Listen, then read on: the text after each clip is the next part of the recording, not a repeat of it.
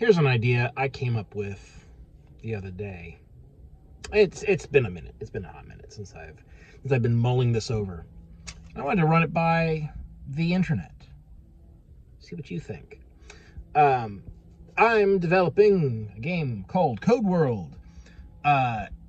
Important to this topic is that characters primarily use guns, firearms of various sorts. It can be something like, handguns, rifles, miniguns, rocket launchers, projectile weapons in general. We're just going to call them guns, right? So characters are using guns as their primary form of attack. And this is not the kind of game that has like a list of lots of different kinds of equipment, all with various slightly different stats, and then you pick from a list of, a couple of dozen different guns for your loadout. No, it doesn't do that. What we've got is an equipment system very much like Blades in the Dark, where you have a certain number of items that you can have during a mission, and we don't decide what you have until you decide to use some of it. So like listed on the gear section, you have like a gun, another gun, in case you need a second, a big gun, that kind of thing, right? So what I started to struggle with was like, okay, what is the mechanical significance of using guns, right? I kind of didn't like the idea that they are purely narrative, because it is a mechanical restraint or constraint that you only have a certain number of items, and so tying guns specifically only to their narrative impact rather than a mechanical impact feels like it's not really pushing players towards using them. It is in fact pushing players away from using them because they are not of a mechanical benefit. So I knew that guns had to have some kind of mechanical benefit. So what I came up with was that guns are very useful in situations where you want to avoid consequences for any kind of violent action, right? That is, like, I want to be able to threaten the enemy, and I don't want the enemy to be able to threaten me. So if they don't have a gun and I do, I can attack them way before they get to me, and I am safe. Nothing bad is going to happen to me. And so what this eventually rolled into was the idea that very much like in a Blades in the Dark game, you have consequences for your actions. If you don't roll well enough to negate the consequences, then you're going to have something bad happen to you on each roll, right? And the idea is that guns have a limited amount of ammo. And this was kind of the other thing, is that like, I knew that I wanted ammo to be a thing, right? Some kind of mechanical representation of like the possibility of running out of ammo. Especially because I have a character class called the Arsenal, and their whole thing is like, you can conjure guns at will, restock your ammo as often as you want. They are unburdened by the issue of ammo. And that doesn't make a lot of sense if you don't track ammo in the first place. But I also don't want to track ammo. I don't want to have like, I only have 5 shots left. I didn't want to do that because that's kind of onerous and paperworky, and I don't find it fun or enjoyable. So instead, whenever there are consequences in a non-dangerous situation, that is specifically so the idea is that when you make an action roll, the action roll may be dangerous or it may not be dangerous, sort of a binary state. If it's dangerous, that means that at least part of the consequences is physical harm to you or someone else. In the case when it's not dangerous, the consequences are other things. It could be positional, it could be status conditions, it could be a number of things, but just specifically not taking injuries. And so my idea is that weapons or firearms can run out of ammo to negate the consequences of non-dangerous situations. And I thought that this is this could be like a really elegant solution to multiple problems simultaneously, which is really the best kind of solution, right? So if you are able to attack someone and they are not able to attack you back, there's still going to be consequences. That is, like alarms raising, or reinforcements arriving, or clocks filling up, because the situation in Code World is never static. Something always happens on every action. Some aspect of the situation is going to meaningfully change every time an action is taken. And so you can choose to run out of ammo, to basically mark the weapon as done. Excuse me.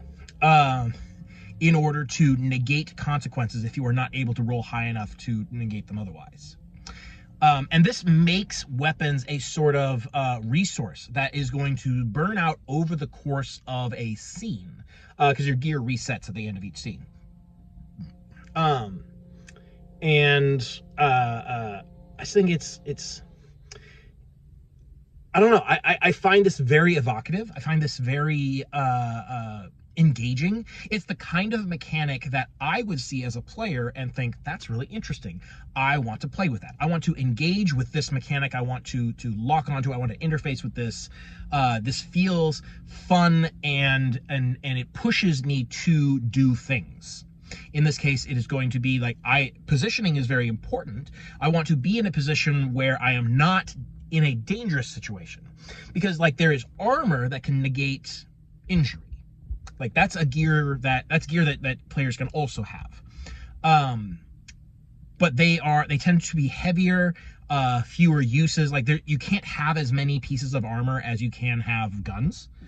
So it is a higher opportunity cost to have armor.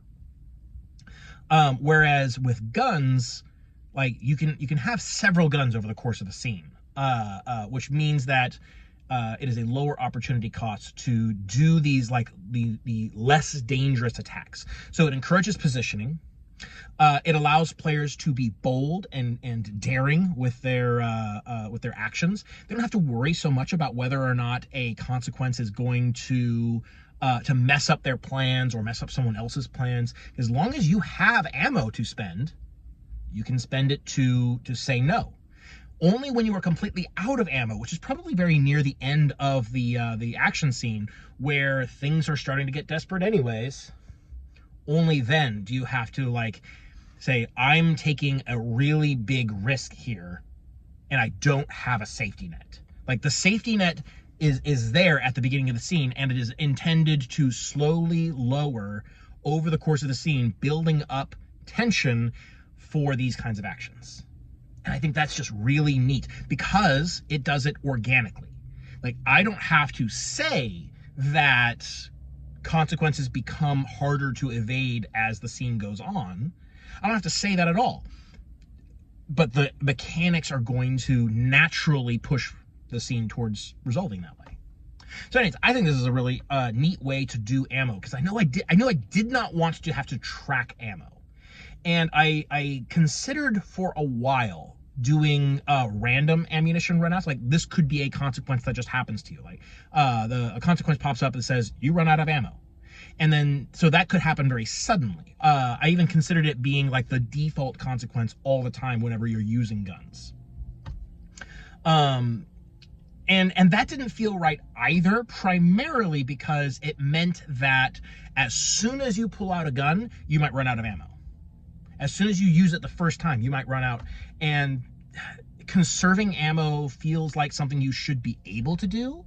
So it didn't feel right that like running out very quickly could be a thing. So I didn't want to do that. I considered usage dice, a la Land of Eam uses usage dice for money and for rations. And so you could like roll a die, and different guns had different die sizes. And if you roll like a 1 or a 2, then it runs out of ammo. And I didn't like that either, kind of for the same reason, where like you might just run out the first time you shoot it, and that doesn't feel right. It doesn't give you the correct fantasy. It feels wrong, just impulsively or instinctively, intuitively.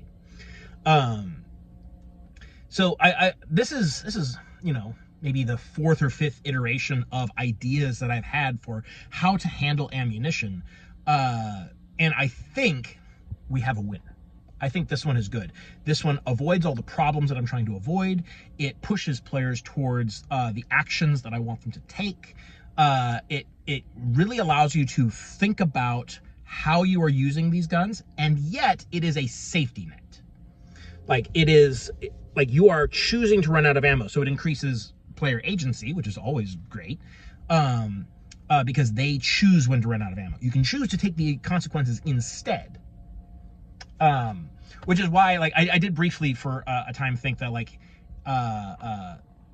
running out of ammo would be the default consequence, but now I'm thinking, like, no, running out of ammo should not be the consequence. Running out of ammo should be how you avoid other consequences. And I think I like that a lot better. So, yeah, that is the ammo mechanic that I like.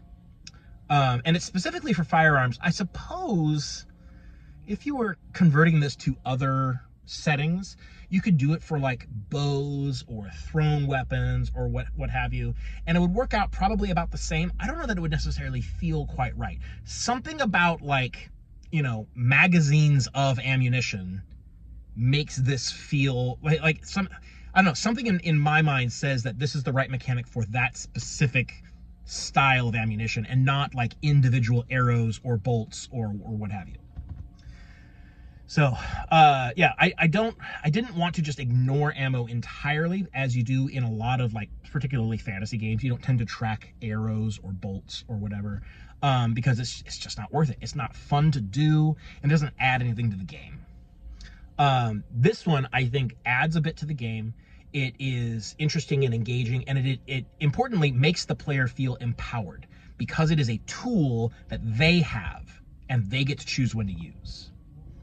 I think that's important to do. And it kind of folds back into something that I talked about a long time ago. I don't even remember what video it was in, where like, Blades in the Dark does this excellent thing where traumas are good for the player, because they are XP triggers. And you would think that a trauma that is, like, you know, a psychological damage should be bad for you, and indulging your vice should be bad for you.